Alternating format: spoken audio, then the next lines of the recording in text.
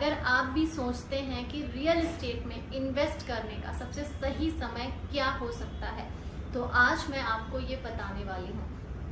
नमस्कार, जय श्री राम। मैं हूँ पायल श्रीवास्तव, को फाउंडर और CEO status genuine infra private limited. Invest करने का सबसे सही समय, अगर आप उस समय का इंतजार कर रहे हैं, मैं अयोध्या की बात नहीं कर रही हूँ, मैं पूरे भारत की बात कर रही हूँ। अगर आप इन्वेस्ट करना चाहते हैं रियल एस्टेट में और आपको सही समय की तलाश है, तो यही वो सही वक्त है जब आपको रियल एस्टेट में इन्वेस्ट करना चाहिए। आप जितना ज़्यादा प्रॉफिट कमाना चाहते हैं, उतनी ही जल्दी रियल एस्टेट में इन्वेस्टमेंट कर दीजिए। इसका कारण ये है कि 1.5 लाख करोड़ डॉलर की इकोनॉमी होने वाली है रियल एस्टेट की, सिर्फ और सिर्फ भारत की। इसके अलावा अगर हम बात करें यूएसडी में, तो यूएसडी डॉलर में अगर हम बात करेंगे तो 1.5 ट्रिलियन का अनुमान लगाया जा रहा है। ये अनुमान संपत्ति सलाहकार फर्म नाइट फ्रैंक इंडिया और उद्योग संगठन की अगर बात करें तो confederation of India industry CII ने इंडियन रियल एस्टेट ए डेकोर फॉर्म नाम से जो कंपनी है, उन्होंने अपनी ये रिपोर्ट जारी की है भारत के रियल एस्टेट सेक्टर को लेकर के।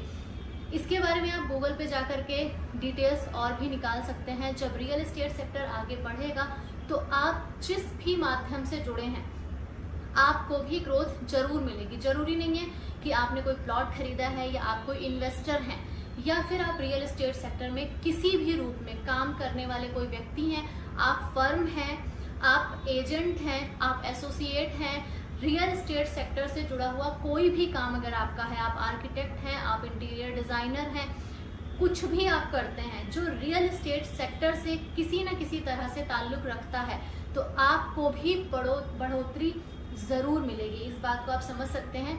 और ये तो हो गई रियल एस्टेट की बात। अब हम बात करेंगे कि निवेश कहाँ और किस शहर में करें, साथ ही क्यों करें।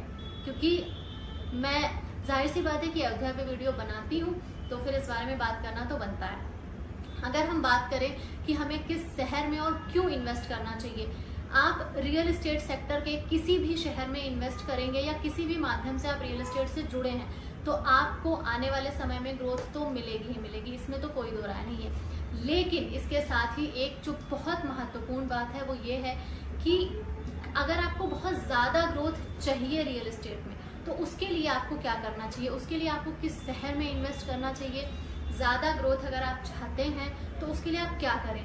इसके लिए आपको कोई शॉर्टकट नहीं अपनाना है, किसी भी तरीके का कोई ऐसा काम नहीं करना है कि शॉर्टकट में ज़्यादा पैसे आपको मिल जाएं।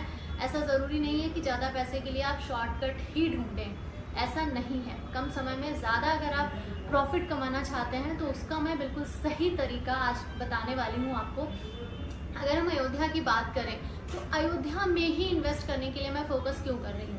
ऐसा इसलिए नहीं है कि हम अयोध्या से जुड़े हुए हैं, बल्कि ऐसा इसलिए है कि अयोध्या में जो संपत्ति की कीमत है, उसमें मंदिर के बनने के बाद से लेकर के उसके फैसला आने तक, इस बीच में लगभग 900% की बढ़ोतरी हुई है अयोध्या की प्रॉपर्टी में। ये अपने आप में इतना बड़ा आंकड़ा है जो किसी को भी चौंका सकता है और ये अनबिलीवेबल है। इस पे बात करना बहुत मुश्किल है, इस पे विश्वास करना असंभव सा लगता है। जब स्टार्टिंग में हम अयोध्या के रियल एस्टेट की बात करते थे तो भी लोग बिलीव नहीं कर पा रहे थे, बट अब आप करें या ना करें, ये सारी चीज़ें सही साबित हो चुकी हैं। और अगर मैं आपको बता रही हूँ तो मैंने भी कहीं ना कहीं से आंकड़े तो ज़रूर निकाले होंगे, क्योंकि सोशल मीडिया का ज़माना है। अगर मैं कोई बात आपसे कह रही हूँ तो आप तुरंत एक क्लिक पे जाके वीडियो को यहीं पे पॉज करके आप उस चीज़ को वेरीफाई कर सकते हैं। और अगर आपको लगता है कि ये गलत है तो कमेंट भी करिए, आप मुझे बताइए कि जो मैंने कहा है वो गलत है। इसके बाद अगर बात करें तो अयोध्या में राम मंदिर के निर्माण के बाद और 325 सरकारी परियोजनाओं के साथ ही रियल एस्टेट में बहुत तेजी से उछाल भी आया है। अगर एक्सपर्ट्स की माने तो अयोध्या के साथ साथ उसके आसपास की जो ज़मीनें हैं, उनकी कीमतों में भी बहुत तेजी से बढ़ोतरी हो रही है। वशिष्ठ अनुसंधान निदेशक विमल नादर का भी ये कहना है कि राम मंदिर के साथ ही अयोध्या में एक बहुत बड़ा बदलाव देखने को मिल रहा है, एक बहुत बड़ा परिवर्तन देखने को मिल रहा है अयोध्या की आर्थिक स्थिति में। और ये तो सिर्फ अयोध्या की 325 विकास परियोजनाओं की बात है। उसके अलावा 400 प्लस MOU साइन किए गए थे अयोध्या के लिए, और साथ ही साथ अब अयोध्या को औद्योगिक रूप से भी डेवलप किया जा रहा है। और इसके बारे में नादर जी कहते हैं कि शहर के इस काया पलट का आवास, वाणिज्य और खुदरा सहित रियल एस्टेट मूल्य श्रृंखला में मूल्य क्षमता को अनलॉक करने में भी महत्वपूर्ण असर देखने को मिलेगा।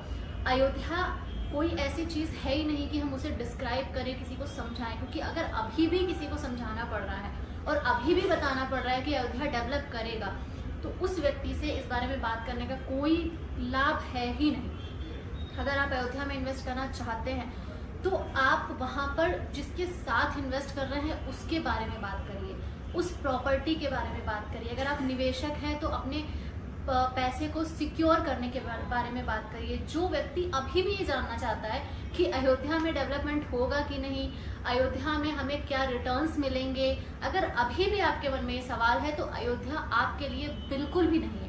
आप अयोध्या को अपने दिमाग से निकाल दीजिए। आपको वहाँ इन्वेस्ट करने के बारे में सोचना ही नहीं है। सपने में भी ख्याल मत लाइएगा कि आप अयोध्या के बारे में सोचेंगे।